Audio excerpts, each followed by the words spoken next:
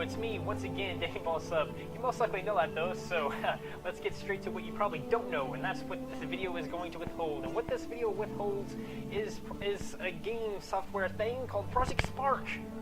It allows you to create games, worlds, stories, and more, so much more, so much indeed.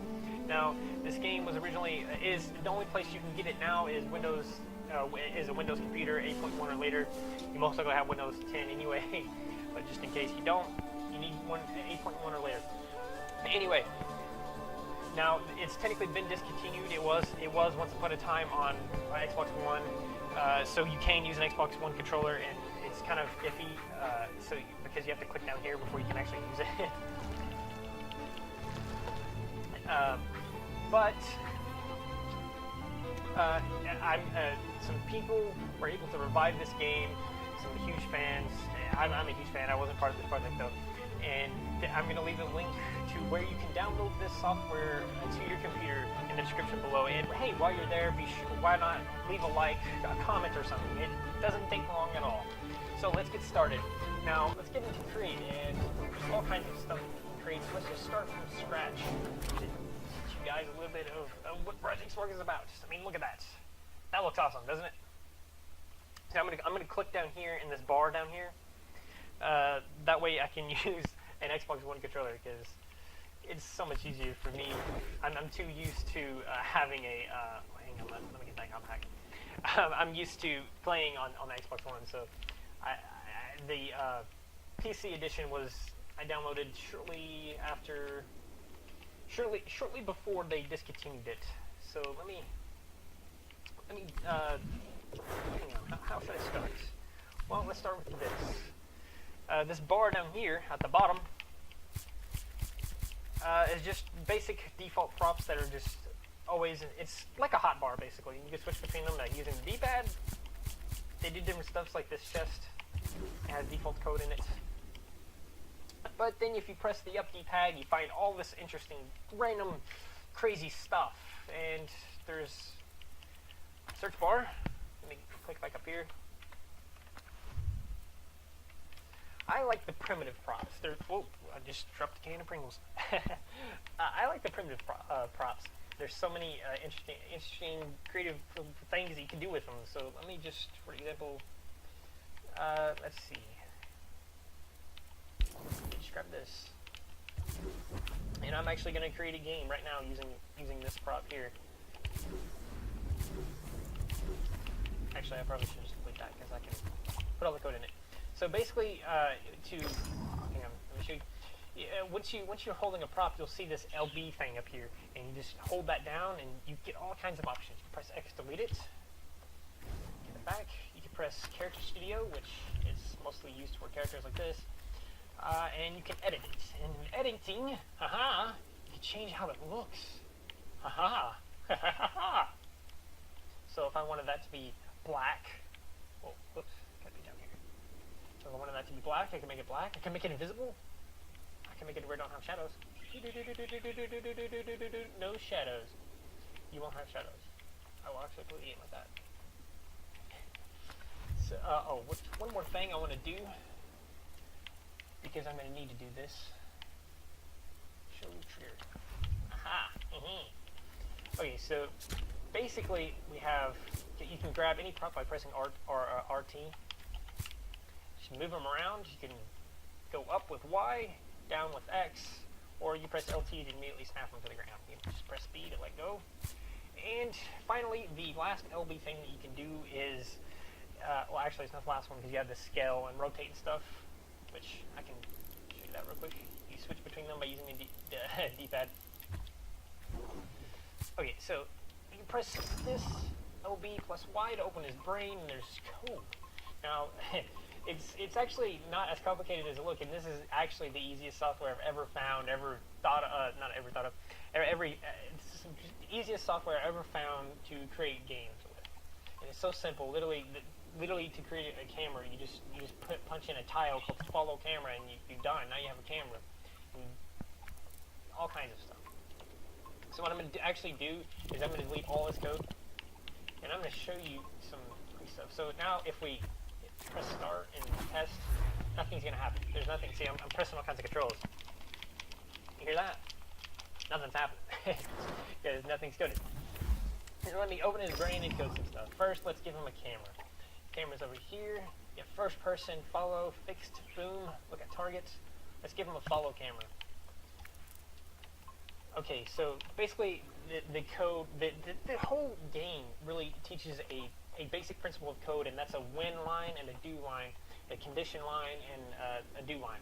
So basically this is a condition tab, and this is a what happens if that condition is true. And if we don't put a condition, this will always be true. So if we go over here to the when tab and punch in a control, let's say left stick, if I move the left stick, I will move. So if I press left stick and move, he will move.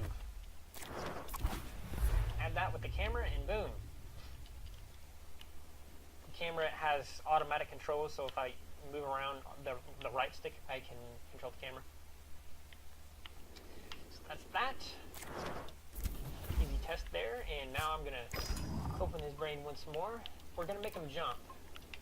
Make him jump. Now, jump. See, now if I just hold down A, he's gonna be infinitely jumping basically. So what I need to do is I need to add the pressed tile. So now when A is pressed, he will jump. And if you actually go to his edit properties, if you go to movement, I can actually change how many times he jumps. So I can change that to 10, 15, so on, but we're just going to leave it at 2. So now if I test that, and now he can jump. Yeah. All right. Almost done here. Actually, there's not really much more I want to add to this, but I'm just going to go ahead just to show you. Let's say if I press X, he does combat attack. Yes, he attacks. So now if I enter test mode once again, I can punch. Aha! Let me grab a default enemy here, kind of show you how that will do. You know, watch, this guy's gonna try and kill me. Ah, he hurt me. Aha, I hurt him more. I killed him. So now,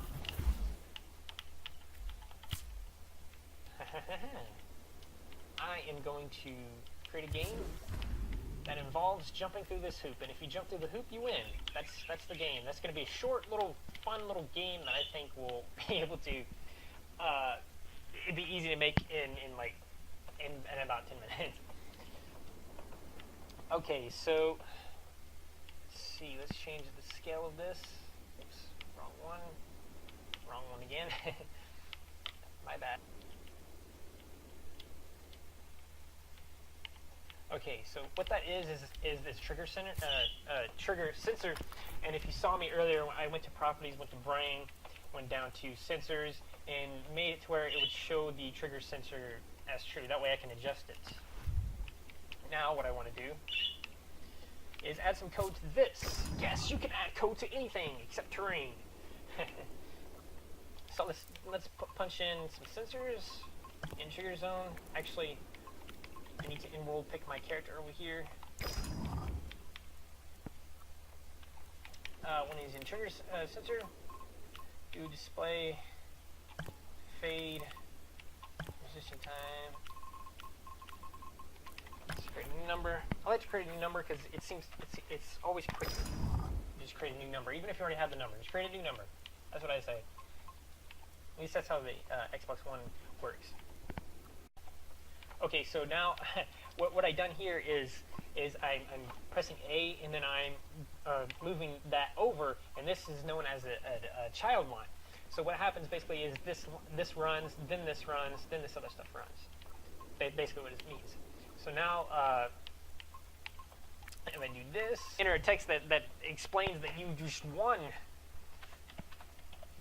You won!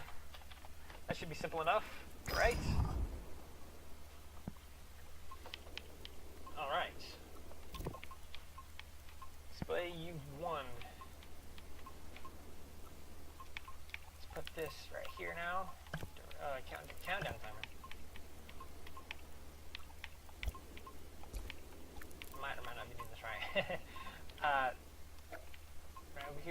appearance.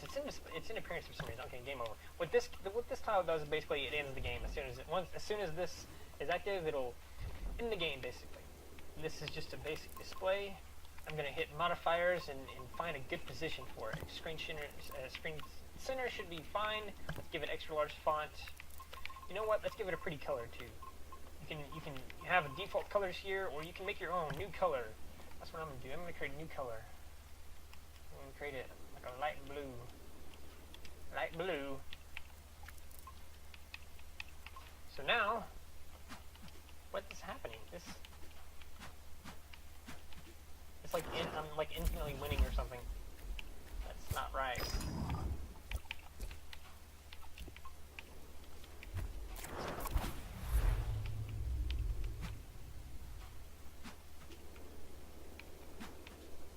I won!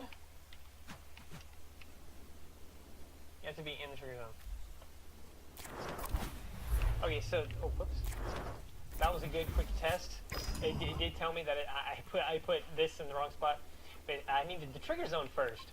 Also it showed that if I have to stay in the trigger zone to win instead of just pass through it. So let's fix that. Let's fix it. How are we gonna fix it? Well, I'm gonna copy all this by pressing LT. I'm gonna switch to page 2 by pressing RB. Press RT to put all that in. And what I'm going to do now is I'm going to delete all of this with X. And I'm going to go to this, switch page, next page. So now, when I'm in the trigger zone, it's going to switch to the next page. And the next page is going to fade. Transition time 3. It's going to have a countdown timer 2.5.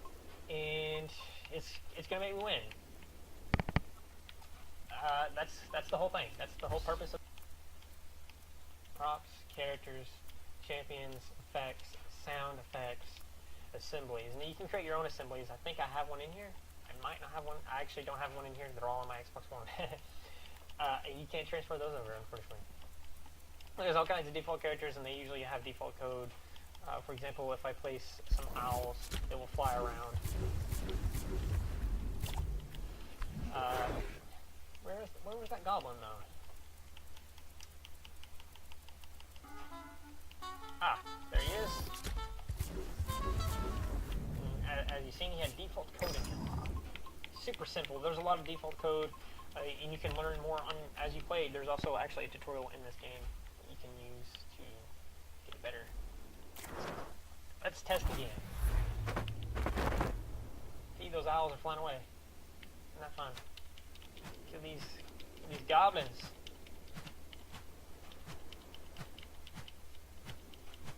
Alright, let's jump through. I won! I won! Yay!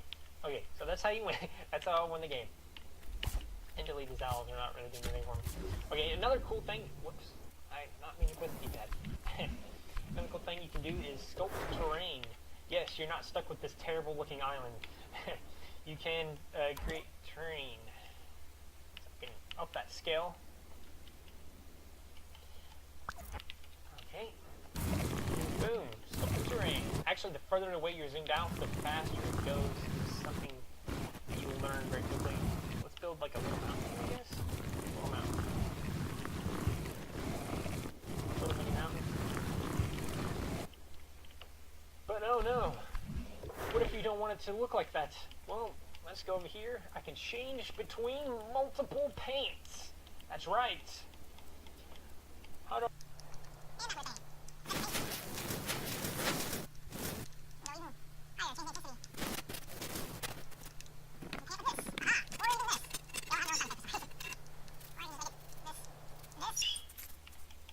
Oh, there's just so many. Anyway, let's make this game a tad bit more challenging now. I'm moving this up here, right at the top of this little mountain here. Yeah, goblins. Just move these guys around in different places. Like, I think it can be like right here. Maybe I can have one here. Maybe one here. All kinds of places. Just grab one and move them over here.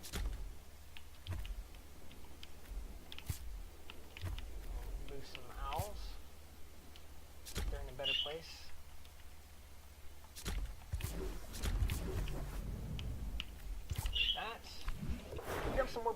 make this thing look a little more fancy. And basically what I'm going to do is I'm going to grab some trees.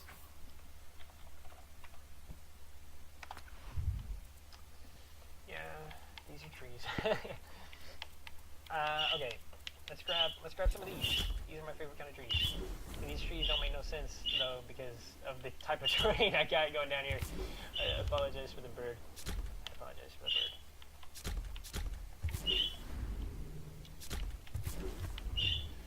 Boom!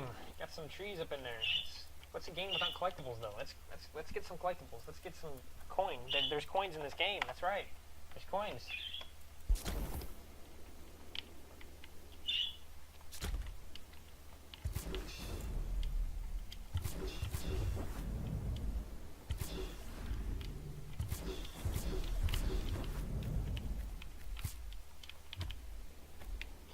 And with little to no work at all, as you've seen how long it took, I have this interesting game here where I can fight goblins. And he must have traveled far to get to me. Anyway, jump up here, collect coins, kill goblins. What? So much fun! Get them all!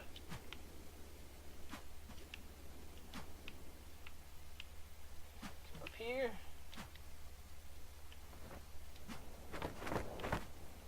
Oh, I slid right down that. That was kind of cool.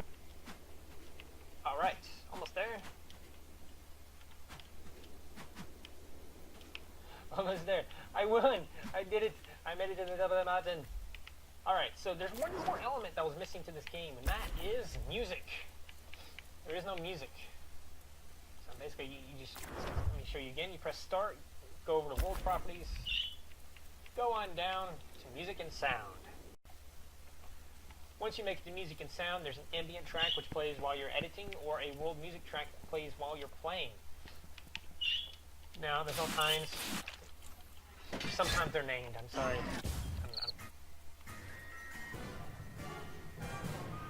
Alright, there's a good one. It's kind of quiet. I'm sure it's very loud for the viewers. I can also change how the sky appears. I can change it to empty world, to evening clear, morning clear, night clear, fog. Nebula, stars, that's purgatory, I think. Okay, that one's purgatory. This one might be purgatory. One of them are purgatory. And then you have that, void nether, day clear. So let's move over to. I liked this one because it's dark and you can't really see anything. I'll just change it to this. All right. You can also change certain things about this. So you need to. Okay, that didn't work. Why didn't that work? Okay. Draw surface grid on. Off. That's not working for some reason. I don't know why that isn't working. But what that's supposed to do is display a grid here so it's easier to place props. But it's not working for some reason. So what else can we do in this? We go to world properties. Go to water. I can make that water. I can get rid of the water. Make it different themed stuff. Let's make it purple. I can change how high it is, how low it is. Move it to that. Let's play the game like this. What is happening? Oh my god, what is that? Why is the ground doing that? The ground shouldn't be doing that. There's no code. There's nothing to make it like that. I'm perplexed by that. Anyway, as you can see, the game has an entirely different feel to it now. We have music. We have this strange sky. You can't hardly see the enemies. You can barely see yourself. You definitely can't see these coins. I actually forgot I had them in this world because there's no point in adding them in there. Coins. Everything looks way more awesome. This is actually one of my favorite kind of skies that you can have because it doesn't put anything in the sky. The skies are kind of defaulted to being kind of weird. Anyway, let's jump through. I won! That's like a whole game right there. So you can just save when you're done. You can change how you want the image to look. Say I want the image to be that. Let's name it YouTube for simplicity reasons. Stop. And we hit save. Boom. Now you're done. You have a full game, sort of a full game. You can add all sorts of elements. The better you get at the code, the better the games can be. In the meantime, I'm going to show you one last thing. Let me